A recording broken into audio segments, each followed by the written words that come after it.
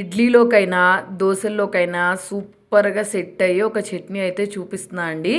ఈ చట్నీ అయితే మీరు చేసుకున్నారంటే ఏ టిఫిన్లోకైనా సూపర్గా సెట్ అయిపోతుంది.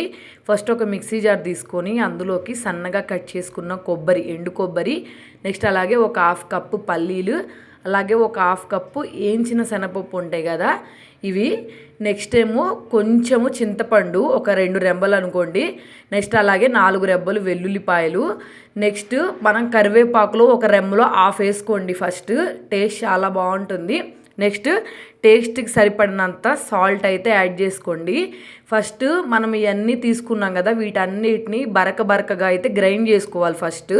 లేకపోతే మాత్రం మనం వాటర్ పోసేసి గ్రైండ్ చేసుకున్నామంటే అసలు గ్రైండ్ అవ్వవు. నెక్స్ట్ మన కారానికి తగ్గట్టు ఒక 5-6 పచ్చిమిర్చి అయితే యాడ్ చేసుకొని ఇట్లా మొత్తం పేస్ట్ లాగా చేసుకున్నాం అనుకోండి, చట్నీ అయితే టిఫిన్లోకి బాగా సెట్ అవుతుంది. నెక్స్ట్ ఒక గిన్నెలోకి తీసేసుకొని దీన్ని మనం ఆవాలు, జీలకర్ర, అలాగే పచ్చనిపప్పు, ఎండుమిర్చి వేసుకొని కొంచెం కరివేపాకు వేసుకొని తిరగమాత వేసేసుకొని తిరగమాతని దీంట్లో కలిపేసుకుంటే దోశల్లోకైనా దేంట్లోకైనా చట్నీ అయితే సూపర్గా ఉంటుంది. వీడియో మాత్రం నచ్చితే వెంటనే సబ్స్క్రైబ్ చేసేసుకోండి.